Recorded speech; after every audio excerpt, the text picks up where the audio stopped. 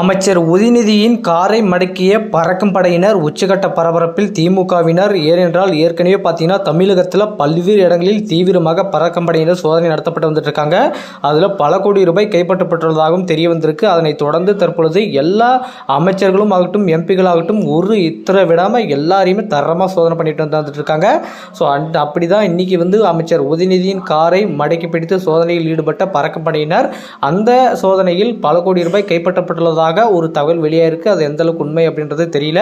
இப்படி ஒரு தகவல் வெளியாயிருக்கு. ஸோ அதனை தொடர்ந்து தீவிரமாக சோதனையில் ஈடுபட்டு வரும் பறக்கும் படையினர் தற்பொழுது யாரெல்லாம் எங்கெங்கெல்லாம் பணம் பட்டுவாடை செய்கிறாங்களோ அது எல்லாத்தையுமே முழுவதுமாக தடுப்பதற்காக தேர்தல் ஆணையம் தீவிரமாக செயல்பட்டு வந்துட்டு இருக்காங்க. அந்த அடிப்படையில் தான் தற்பொழுது ஒருத்தர் விடாமல் எல்லாருமே தரமாக செக் பண்ணிட்டு வந்துட்டு இருக்காங்க. ஒரு கார் விடாமல் எல்லாருமே செக் பண்ணுறாங்க.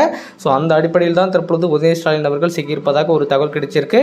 அதனைத் தொடர்ந்து இந்த நாடாளுமன்ற தேர்தல் அனல் பறக்க போகுது. தீவிர பாதுகாப்போடு பயங்கரமான முயற்சியில் இந்த தேர்தல் நடைபெறப் போகிறது. இந்த தேர்தலில் யாருடைய ஆதிக்கம் தமிழகத்தில் இருக்க போகுது அப்படின்றது தான் ஒரு முக்கியமான விஷயமா இருக்கு.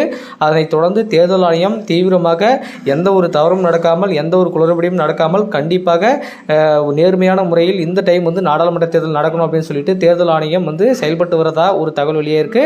ஆனால் அது எந்த அளவுக்கு உண்மை, எந்த அளவுக்கு நேர்மையாக போயிட்டு இருக்கு அப்படின்ற மாதிரி தெரியல அப்படின்னு சொல்றாங்க அரசியல் வட்டாரத்தில். பட் இருந்தாலுமே இந்த டைம் எல்லா கட்சியினருமே தற்பொழுது தரமாக பிரச்சாரம் பண்ணிட்டு இருக்காங்க.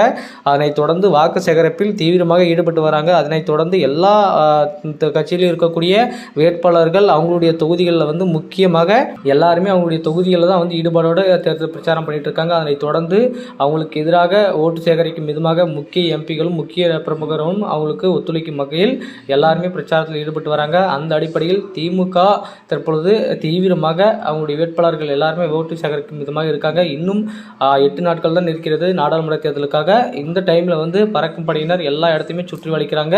எங்கெங்கெல்லாம் இருக்கிற மாதிரி சந்தேகம் வருதோ எல்லா இடத்தையுமே தூக்குறாங்க. அப்படி இருக்கும்போது தான் இப்படி ஒரு விஷயம் பரபரப்பான சம்பவம் நடைபெற்றிருப்பதாக ஒரு தகவல் வெளியே இருக்கு மக்களே. ஸோ அதனைத் தொடர்ந்து திமுகவை தாண்டி பிஜேபி அவருடைய ஆதிக்கம் எப்படி இருக்க போகுது, அதே மாதிரி அதிமுகவின் ஆதிக்கம் எப்படி இருக்க போகுது, சீமானுடைய ஆதிக்கம் எப்படி இருக்க போகுது, யார் தமிழகத்தை மகுடம் சூட போகிறாங்க, யார் தமிழகத்தை எல்லா தொகுதிகளையும் கைப்பற்ற போகிறாங்க என்பதை இன்னும் கூடிய விரைவில் நம்ம பார்க்க போகிறோம். பட் இருந்தாலுமே மக்களுடைய ஆதிக்கம் ஏப்ரல் 19ஆம் தேதி யார் பக்கம் இருக்க போகுது என்பதை ஜூன் 4ஆம் தேதி தெரிய போகுது. நம்ம பொறுத்து பார்க்கலாம் மக்களே. தற்பொழுது அமைச்சர் உதயநிதியின் காரை மடக்கி பிடித்து பறக்கும் படையினர் சோதனையில் ஈடுபடுவதை பற்றிய உங்களுடைய கருத்துக்கள் என்ன? அதனைத் தொடர்ந்து சோதனையில் அவரது காரில் இருந்து பணம் எடுத்ததாகவும் சொல்கிறாங்க, இல்லைன்னு சொல்கிறாங்க. ஸோ அது எந்த அளவுக்கு உண்மை என்பது தெரியல. ஸோ இது குறித்து உங்களுடைய கருத்துக்கள் என்னன்றதை மறக்காம கமெண்ட்ல சொல்லுங்கள்.